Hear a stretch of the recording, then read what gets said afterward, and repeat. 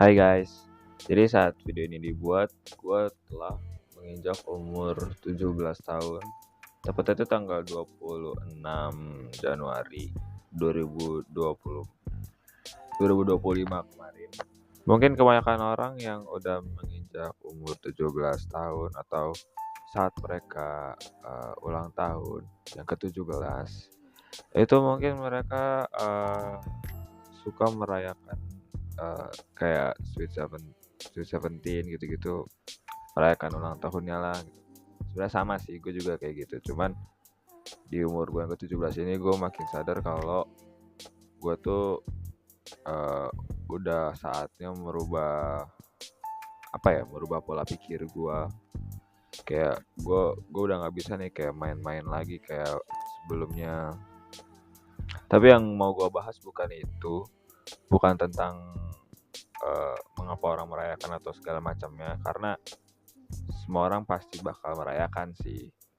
Tapi yang mau gue bahas di sini adalah apa yang mau gue lakuin eh, saat gue 17 tahun ini, dan apa yang udah gue lakuin sebelum gue di umur segini gitu. Oke, jadi waktu gue sadar kalau gue udah mau 17 tahun, itu gue udah mulai merubah kebiasaan-kebiasaan gue yang menurut gue kurang baik ya. Gue dulu sering banget yang namanya bangun siang, apalagi kalau hari libur. Gue bangun biasanya dulu sebelum gue eh sebelum gue sadar. Itu gue bangun jam 8, jam setengah 8-an lah. Sekarang gue sedikit-sedikit ya, gue udah mulai sekarang ya sedikit-sedikit gue udah mulai ngerubah bangun tidur gue jadi jam 6, jam 5, kadang bangun jam 4, cuman itu jarang banget. Mungkin kalau gue lagi capek banget ya itu paling siang ya jam setengah 7 lah. Kenapa bangun tidur ini jadi hal pertama yang mau gue ubah? Karena ketika kita bangun pagi lebih awal itu kita bisa ada waktu senggang untuk kita tuh refleksi diri. Kita bisa melakukan apapun yang buat kita pada hari itu tuh lebih semangat. Kayak kita bisa ada waktu untuk olahraga, kita bisa ada waktu untuk membersihkan kamar, membersihkan rumah, atau kita bisa baca buku dulu, nulis dulu apa yang mau kita lakuin hari ini. Jadi hari kita tuh lebih teratur gitu kalau kita bangun lebih pagi, karena kita bisa membuat planning terlebih dahulu apa yang mau kita lakuin hari ini. Nah, yang kedua itu gue mulai nggak buang-buang waktu. Gue sadar dulu tuh gue sangat amat membuang waktu berharga gue untuk hanya sekedar scrolling TikTok, scrolling Instagram, lihat-lihat video lucu segala macam. Ya sebenarnya nggak ada salahnya kalau kita itu melaksanakannya dengan cukup, atau kata lainnya kita bisa mengatur waktu kita sendiri. Kapan kita harus mencari hiburan, kapan kita harus melakukan hal-hal yang lebih penting. Karena kalau kita cuman seharian scrolling TikTok atau scrolling Instagram, ini yang sering gue lakuin sih, itu ada berapa jam, ada berapa menit, ada beberapa detik yang waktu kita tuh terbuang sia-sia hanya untuk kita melihat video lucu segala macam, atau ya konten-konten lainnya. Gue tahu kita semua butuh hiburan dari semua pekerjaan kita yang cukup berat, cukup melelahkan, tapi jika dikonsumsi terlalu berlebihan itu juga nggak baik ya. Dan untuk menghindari hal itu, gue hanya perlu mencari cara supaya gue nih kalau nggak megang HP, ini gue harus ngapain. Entah itu gua jalan-jalan keluar, naik motor keliling, cari udara segar, walaupun di Jakarta udaranya sedikit tidak segar. Atau gua bisa eh, gambar, gua bisa ngedit apapun lah, apa yang ada di kepala gua luapkan. Itu bakal jadi berguna ketika kita mempunyai waktu yang cukup banyak dan kita nggak tahu mau ngapain. Itu akan berguna. Yang ketiga, baca buku. Kenapa? Karena gue pengen eh, gue pengen membiasakan diri gue dengan baca buku. Karena ketika gue pertama kali nyoba baca buku itu gue ngerasa kayak ada hal yang lebih menarik daripada hanya memegang handphone.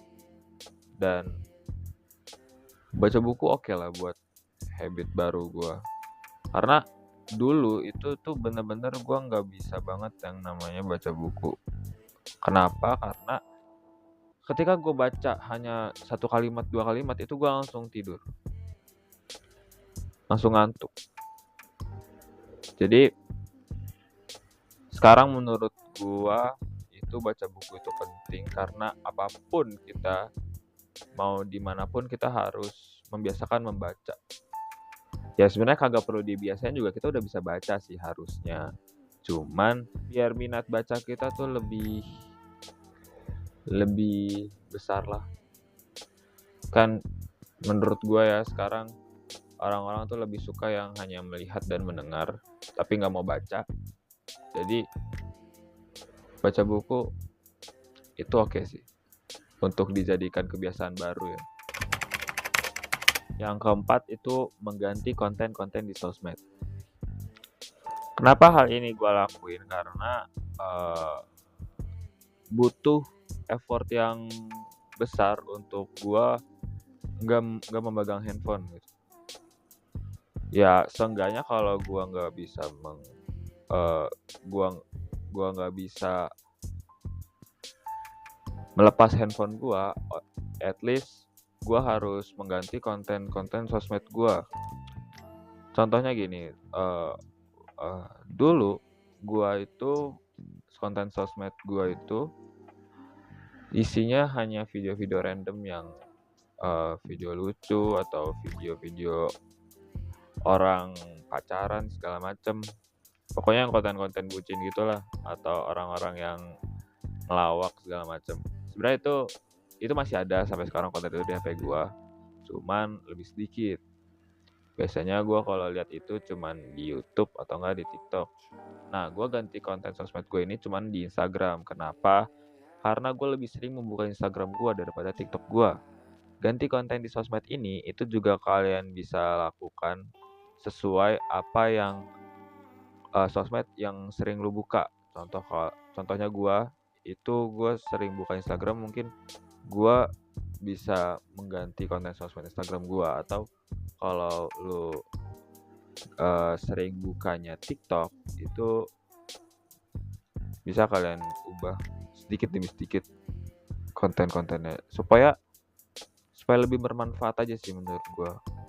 Contoh konten sosmed gue itu gue follow Instagram 1% atau Raymond Chin,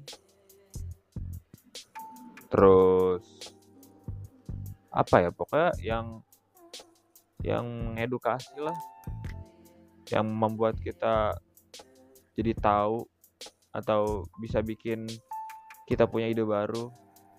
Contohnya nih, gue buat video ini bener-bener pengen banget gue lakuin karena menurut gue bisa melatih bicara gue sih, walaupun hanya depan kamera ya, tapi dulu pun gue di depan kamera aja susah gitu buat ngomong.